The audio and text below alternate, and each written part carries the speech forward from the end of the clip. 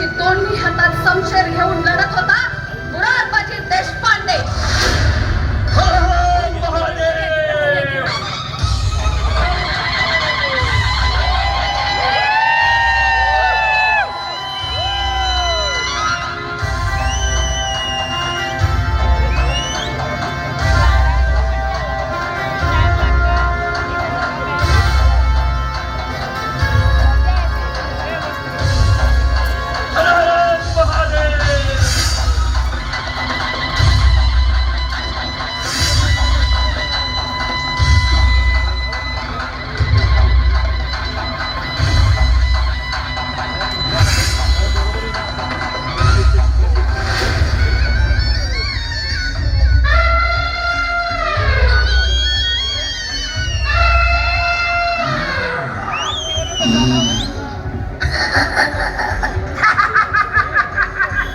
सरफराज खान, आगे बढ़ो, बर्बाद करो दो इन मरहट्टों को, आग लगा दो, तहस नहस कर दो.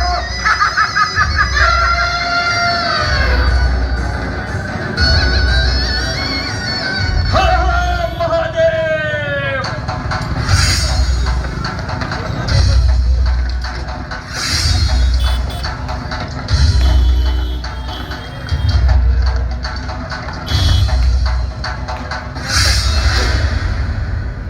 ठहरो मुरारबाजी, ठहरो. ए पठाणा, तूच थांब. दिलेर खान, अरे तुझ्या नापाक पावलांनी आमच्या स्वराज्याची भूमी विटाळू नकोस. स्वराज? कैसा स्वराज? कौन सा स्वराज? किसका स्वराज? हमें तो नजर नहीं आ रहा. क्योंकि तुम्हारे स्वराज को हमने शमशान बना दिया है. शमशान. अरे हट. आमचे गड किल्ले म्हणजे काय तुला वारुळ वाटली होय मातीची?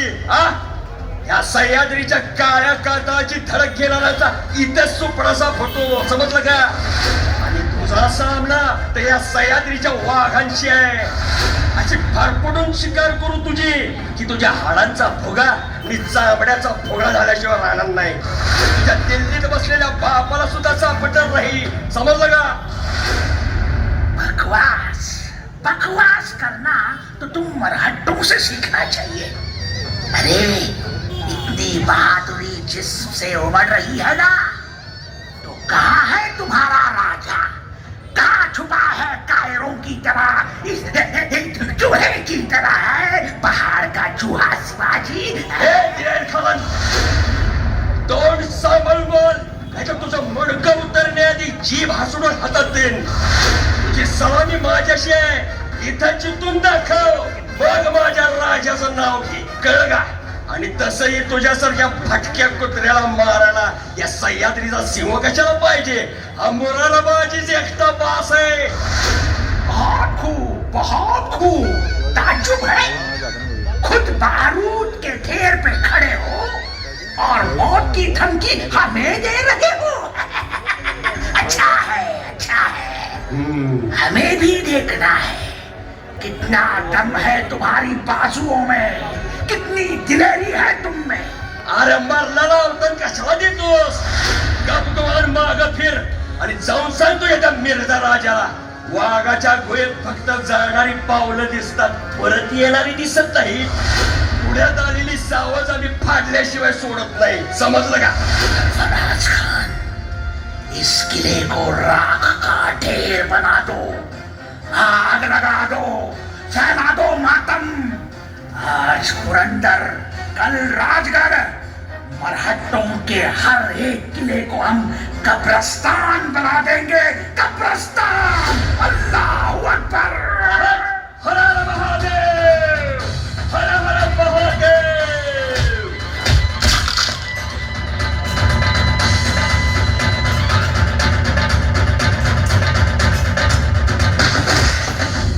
ठहरो, रुक जाओ सब, रुक जाओ. मुरारबाजी, वाह, बहुत खूब, बहुत खूब. तेरी जवाबमर्दी देखकर हम बहुत खुश हुए. लेकिन मुरारबाजी सोचो, शिवाजी के लिए लड़ने से क्या मिलेगा तुम्हें? क्या फायदा? हमारी बंदगी कबूल करो, हम तुम्हें बख्श देंगे. अरे जा शिवाजी राजाचा भावानी तुझा कोण येतो का काय मी? अरे स्वराज्याचा महायज्ञ चेतवलाय. मेलो तरी या भगव्या जरी पटक्यावर माझ्या देहाच्या समिधा उधळून जाईन मी, पण याच महायज्ञात असा कापरासारखा जळून जाशील रे तू. तुझा विचार कर. अरे माझ्या सांडल्या रक्तातून पुन्हा हजारो मुरारबाजी जन्म घेतील, पण तुझ्या मनाचा सौदा इथल्या खाली गेदारशिवाय एवढं लक्षात ठेव. चल या पुढे करतो हात. हर हर महादेव.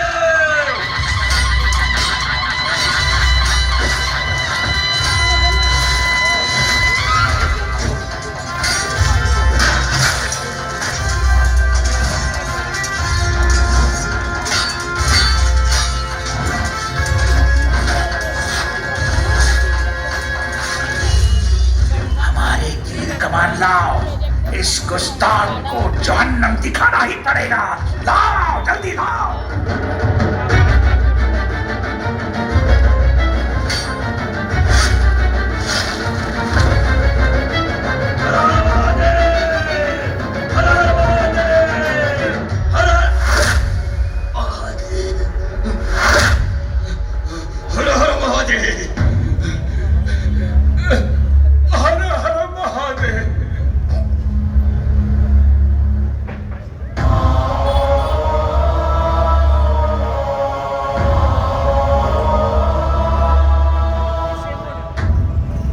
मुरारबाजी धारातीर्थी पडले. मुरारबाजी. आई भवानी, या स्वराज्य रक्षणासाठी अजून किती झुंजार योद्ध्यांनी आपले प्राण गमवायचे, आणि आमचे गडकोटच राहिले नाहीत तर हे स्वराज्य नाही. या पुरंदरच्या तहाने आम्हाला ग्रासलंय. जगदंब जगदंब. मुजरा महाराज. बोला पंत. महाराज, तहाची बोलणी झाली, मात्र मिर्झा राजे यांचा स्वभाव भलताच हेकेकोर आहे. प्रत्येक कलमावर घट्ट अडून बसले आहेत. गडकोटांवर ब्र सुद्धा बोलू दिलं नाही त्यांनी. दुर्दैवाने 23 किल्ले स्वाधीन करावेच लागणार त्यांच्या. करा तजवीज. मोरोपंत, आम्ही आमच्या वचनाला पट्टा लावणार नाही. एकदा शब्द दिला तो दिला. सगळे किल्ले त्यांच्या हवाली करा. अखेर हारलो आम्ही. तह तह हा शब्द सुद्धा कधीतरी जळूसारखा आमच्या पायाला चिकटेल असं स्वप्नात सुद्धा वाटलं नव्हतं पंत. पण पराभूताला तहाला सामोरं जाण्या वाचून दुसरा मार्ग नसतो. महाराज, पंत, आम्हाला एकांत हवाय. आम्हाला थोडं एकटं राहू द्या. एकटं. शेवटी एकटेच उरलो आम्ही. खूप एकटे. आमचा सखा सोबती सह्याद्री त्याच्या अजस्त्र पावलात आज साखळदंड पडले. अरे युगपुरुषा, हे असं तुला कैदेत खितपत पडायचं होतं तर आम्हाला कशाला स्वातंत्र्याची आस दाखवलीस? शतकानुशतक झोपलेल्या थंड मनात अस्मितेची ज्वाला का भडकवलीस? राजा सह्याद्री, आम्ही नव्हती रे ही राजलेणी मागितली तुझ्याकडे. खरं राजस रुपडं होतं तुझं, आणि आम्ही केवळ आमच्या आऊसाहेबांचं बोट धरून पुण्याच्या ओसाड प्रांती आलो होतो. तेव्हा गुलामगिरीच्या वणव्यात खाक झालेल्या घरादारांची राख फक्त भकास नजरेने पाहत बसला होतास तू. विजल्या चितांच्या ढिगाऱ्यात अस्मितेची हाडं शोधत होतास. मसनवट्यात फुटणाऱ्या बांगड्यांचे आक्रंदन ऐकत होतास. नद्या विहिरीत विरणाऱ्या किंकाळ्यांनी तुझ्या अजस्त्र देहाने असं अगतिक होणं आम्हालाच पाहवलं नाही. आणि म्हणून एका अनामिक क्षणी आम्ही दिली तुला शपथ या मायभूमीच्या स्वातंत्र्याची. सैलावलास तेव्हा तू, सुखावलास. आमच्या घोड्यांच्या टापांनी उसळलेल्या नादरवात बेभान होऊन नाचलास. मग चढवली आम्ही गडकोटांची ही लेणी तुझ्या अंगा खांद्यावर. तू ही दिलस भरभरून मग यश आमच्या झोळीत. सगळं कसं सुखे नैव चाललं होतं, पण आज सार सार संपलं. तुझ्या सार्वभौम अस्तित्वाचं वचन आम्हीच निभावू शकलो नाही. आम्ही कमी पडलो सह्याद्री, नाही निभावू शकलो. राजन सावरा स्वतः तुम्हीच जर असं ढासळून गेला असता तर आम्ही कोणाकडे बघावं.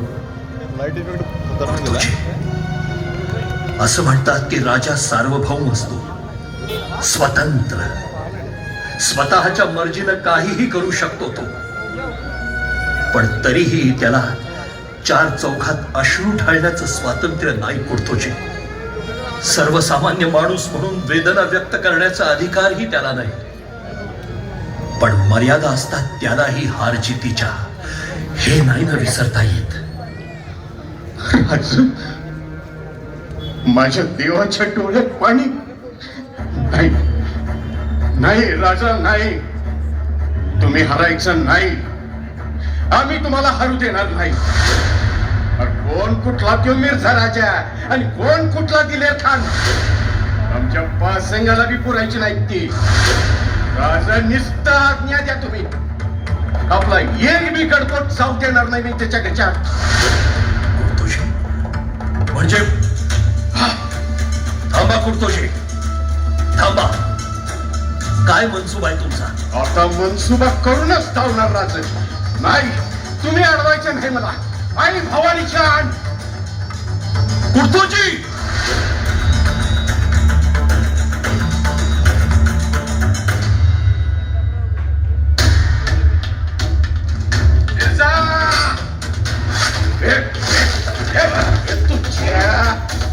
तुला चित्ता नाही सोडत.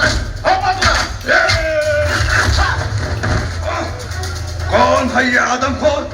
पकड़ो इसे. सोड सोड तुझ्या. अरे ही बाजार गुणगी कशाला अंगावर घालतो माझ्या? अरे जितक्या आईचं दूध प्याला असेल तर एकला ये मैदानात मोहरा. आई तुझ्या छिंदड्या उडवल्या जातात. कौन है तू? सेवा का आदमी? मरणाला नाव गाव विचारायचं नसतं मिर्झा. मरणाला चेहरा मोहरा बी नसतो. नशीबवान आहेस तू. माझा चेहरा बघितलास, नशीबवान आहेस तो. या जीवाला फुडतो की गुजर म्हणतात. तो तुम्हें अभी भी लगता है कि तुम मुझे मार सकोगे? अरे काय अवघड आहे तुला मारणे. स्वतःला शेर समजत असेल पण तू मोगलाईच्या पिंजऱ्यात अडकलेला शेर आहेस. आणि अशी पिंजरा बंद जनावरांची शिकार करणं अवघड नसतं मिर्झा. का राग आला? अरे मिर्झा, आता तर तुझी निस्ती दुखरीनच दाबल्या. अजून लई शिकार बाकी हाय. क्या मतलब?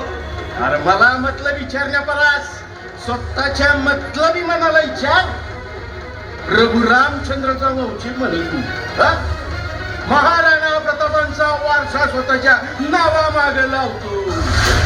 अरे 25 वर्षे राज्य आणि राजवाड सोडून महाराणा प्रताप जंगलात जाऊन राहिले. पण मोगलाईची चाकरी धरली नाही कवा. आणि तू स्वतःला फाकड्या मर्द म्हणून घेणारा आज त्याच मोगलांचे तळवत झाटायला लागलायस. अरे हिंदू म्हणून घ्यायला लाज वाटली पाहिजे तुला. हिंदुत्वाची चाड सोडून हा स्वराज्यावर चालू आला. इथं 4 मातीचं गड किल्ले जिंकलं म्हणून स्वतःला समशेर बाध्य समजायला लागला. तुझ्या बाला बी जमायचं नाही माझ्या शिवबा राजाचं स्वराज्य जिंकणं. तू हमें धमकाता है? मिर्झा, अरे धमकावणं नाही आहे. शहाणपणाचा सल्ला देतोय.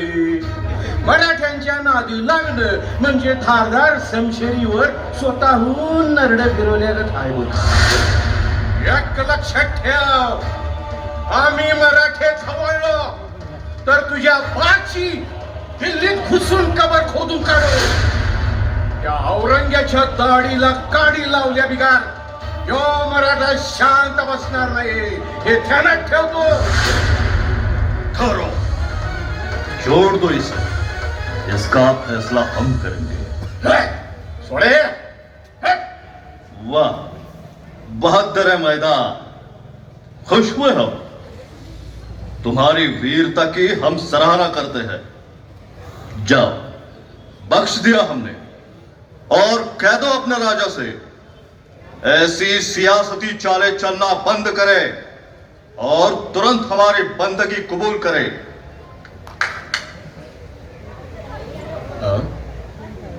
हे काय आहे?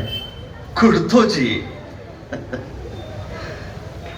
हम आपके कदरदान, हम आपके बहादुरी की कदर करते हैं. हमने आपको नवाजा है, आप ताउम्र याद रखेंगे इसे. यात तर तुम्ही ठेवशीला मिर्झा राजे. आमच्या रक्ताचं हायसा म्हणून ह्यो मान अंगावर चढवून घेतला यार. जाकर अपने राजा शिवाजी से ये कहना कि उसका वार खाली गया. नाही मिर्झा राजा, आम्ही स्वतःच्या मर्जीने आलो इथे, म्हणून वार फुसका गेला. जर माझ्या राजानं पाठवलं असतं का नाही तर तुमची काय खैर नव्हती. येतो मी.